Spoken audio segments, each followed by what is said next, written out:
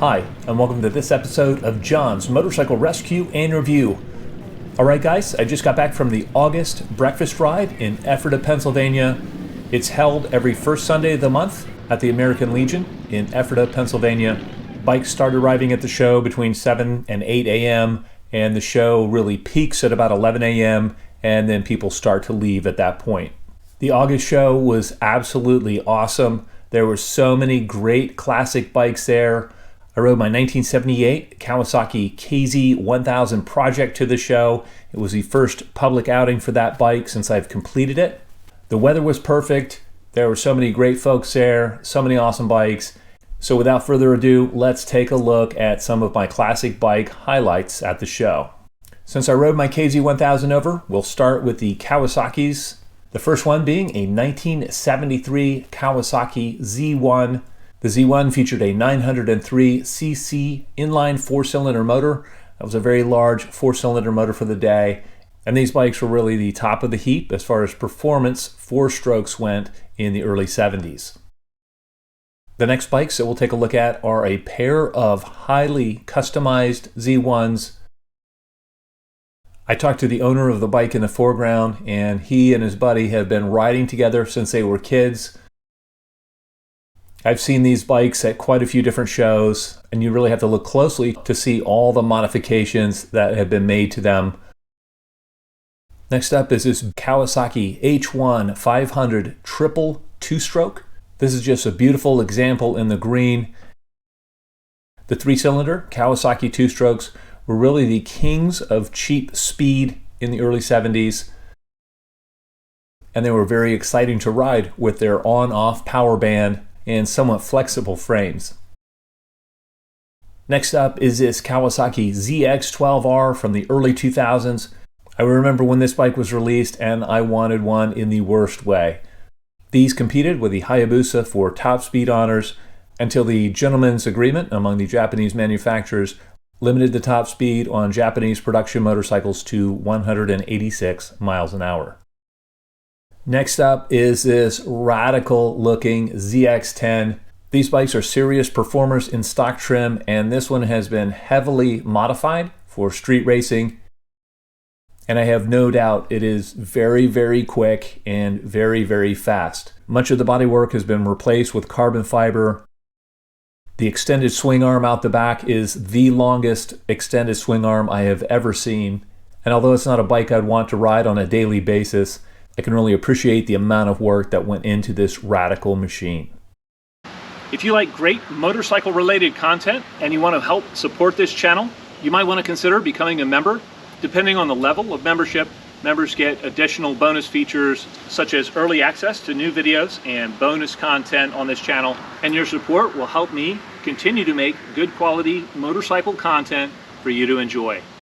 Looking at the Hondas at the show, the first bike we'll look at is Honda's classic CB750. It was really cool to see this example at the show. This is an earlier bike and it is mostly stock. These bikes really set the standard for reliability and refinement on four-cylinder, four-stroke street machines. Another segment-defining Honda that was there is this classic Goldwing. I really like the blue color on this bike, and in today's day and age, it's hard to imagine how radical this bike was with the liquid cooling and the opposed four-cylinder engine mounted low in the frame and the level of refinement that this brought to the touring segment of the motorcycle market. Next up is this cool little Honda CB550-4. This is a super sport version of the CB550. It has that 4-into-1 factory exhaust system on it. I remember thinking that exhaust system was so cool. I have recently reviewed a Honda CB550 4-cylinder Super Sport on this channel, and you can click the link above to see that video. The next bike we'll look at is Honda's CX-650 Turbo of the mid-80s. As far as an all-around motorcycle goes, this was considered to be the best of the turbo bikes. The CX-650 was definitely a step above the earlier Honda CX-500 Turbo. It had much better low and mid-range power than the earlier bike. It was simpler and more refined as well. If I ever get the chance, I would love to review one of these on the channel in the future. The next bike we'll look at here is Honda's iconic CBX 1000. This particular bike has a 6-in-1 exhaust on it. I think this is a D&G exhaust, but these sound absolutely amazing when they're running. The star of the show is that ridiculously big looking 1000cc inline 6-cylinder engine. And these bikes were really a technological tour de force when they came out in the late 70s. This Honda CBX is a later model year CBX, and the white bikes originally came with a full Honda line fairing and integrated luggage, and they were marketed as sport touring machines. This one has been converted back to the naked configuration, and it also sports a 6-into-1 exhaust on it. This beautiful Honda is a 1984 Nighthawk 700S. I rode one of these bikes in the late 90s and I fell in love with it. Some of the standout features of the Nighthawk 700S are hydraulically adjusted valves and shaft final drive. I've actually recently picked one up personally, and I'll be reviewing the Nighthawk 700S on this channel in the future. This Honda Nighthawk is the earlier 650 Nighthawk. The 650 Nighthawk was also a great daily driver motorcycle. It's a great do-anything type of motorcycle. These are very smooth, and they also feature the shaft final drive. And that brings us to my favorite bike of the show. This is a 1986 Honda VF1000R. They featured a 1000cc liquid-cooled 16-valve V4 motor.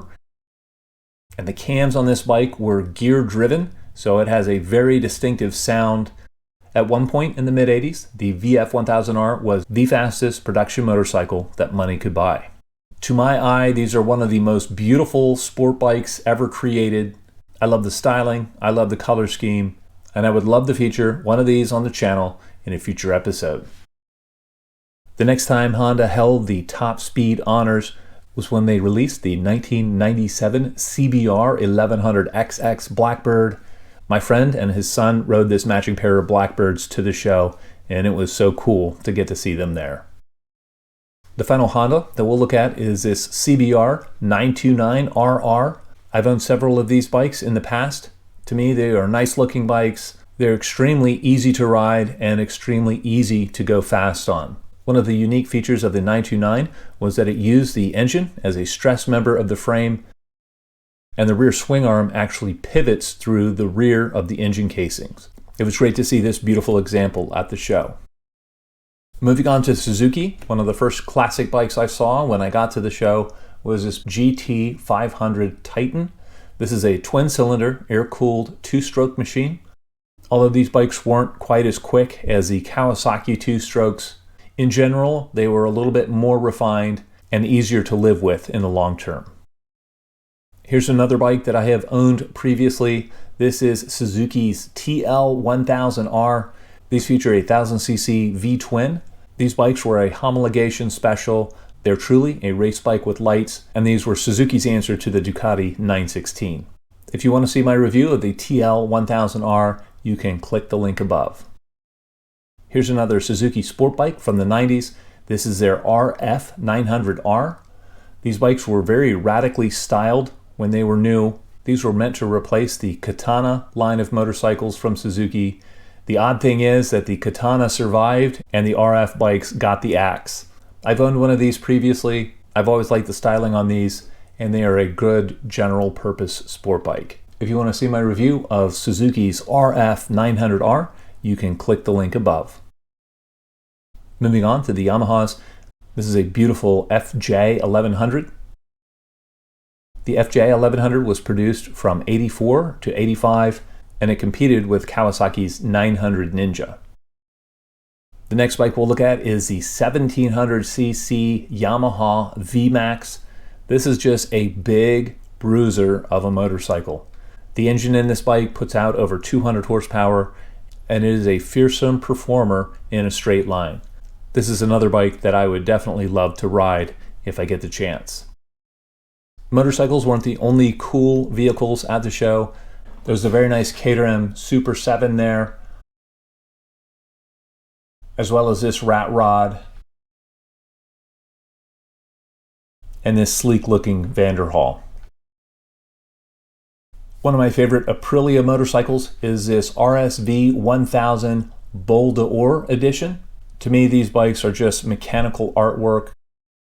And when I got to ride one, it just felt like I was riding something truly special. There are nice touches on this bike from front to back, from the polished frame to the arched, polished swing arm to the radial mounted brakes and the beautiful purple, orange, and white paint scheme. Another fantastic Aprilia to ride is the Aprilia 210. This is a Rotax powered version of the 210.